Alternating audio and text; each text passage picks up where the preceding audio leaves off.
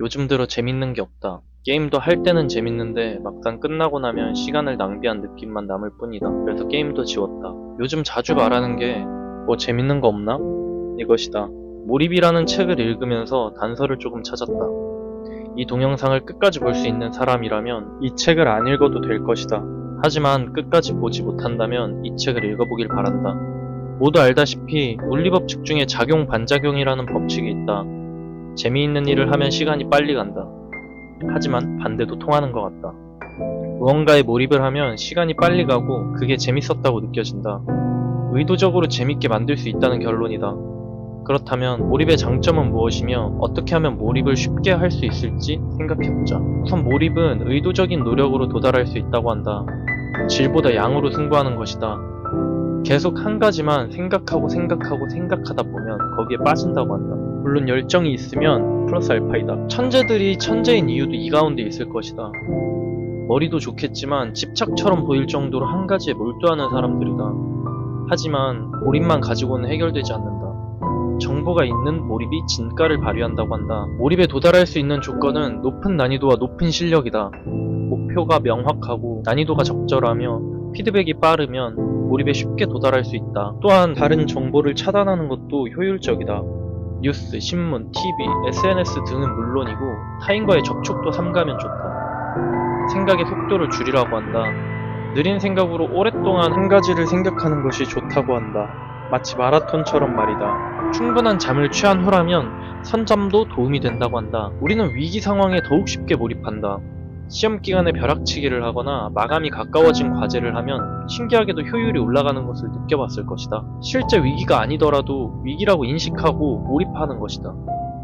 몰입의 덕을 보려면 순간이 아니고 오랫동안 몰입하는 것이 좋다. 일을 열심히 하는 것도 좋지만 열심히 생각하는 것이 더 중요하다. 열심히 일하는 것은 많아봐야 2배, 3배 정도 더 높은 효율을 갖지만 열심히 생각하면 한없이 높은 효율을 낼 수 있다.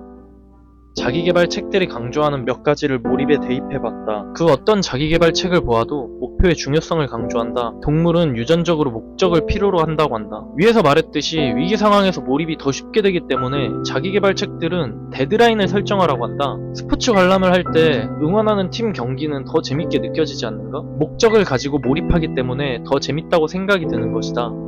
해마는 2가지를 기억한다. 첫째는 강한 자극이다. 감정을 건드린다면 더 쉽게 기억할 것이다. 감정은 기억의 중요한 부분을 차지한다.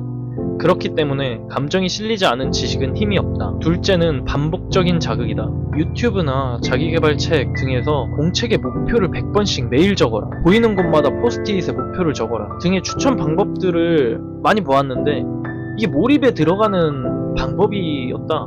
장기적으로 목표를 성공적으로 완수할 수 있게 만들어준다. 목표를 설정하는 것만으로도 자극의 세기가 증가한다고 한다. 왜인지는 책을 읽어보자. 간단하게 설명하면 진화적 측면에서 목표 지향적으로 설계되었다고 한다. 누군가를 좋아하는 것도 몰입 중 하나라고 생각한다. 하루 종일 그 사람을 생각하고 자기 전에도 일어난 직후에도 그 사람 생각으로 가득 차기 마련이니까. 몰입에서 빠져나오는 것도 일이라고 생각한다. 연애의 후폭풍도 그렇듯 어떠한 것에 몰입했을 때 빠져나오기가 쉽지 않다고 한다. 아주 가끔 몰입된 느낌을 받을 때가 있었다.